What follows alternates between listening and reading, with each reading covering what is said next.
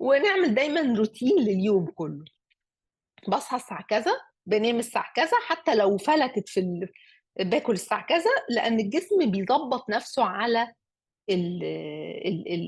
الريتم ده أو الريتم اللي احنا بنمشي عليه ده.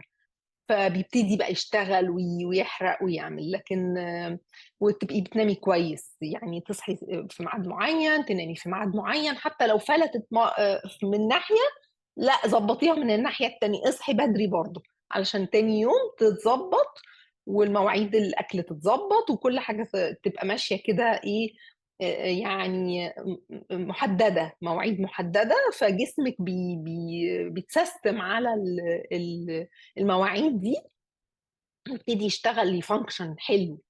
غير لما يبقى عشوائي وباكل في اي ميعاد واصحى انام في اي ميعاد، ومره اسهر الساعه 3 ومره اصحى الساعه 6 الصبح، ومره خلاص الجسم بيفقد بيبقى عشوائي كمان.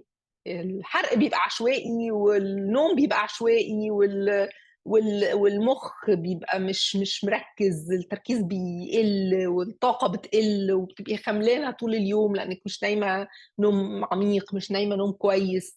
تصحي وتنامي كتير بالليل، ومفيش فترات نوم طويلة، وهكذا. يعني كل حاجة بتتلخبط لما بتبقى الدنيا عشوائية. فنحاول نظبط، نعمل سيستم كده لجسمنا واكلنا ومواعيدنا، علشان كل حاجه بعد كده تتظبط، وتلاقي نفسك انت كمان يعني ميعاد الاكل بتجوعي وقته.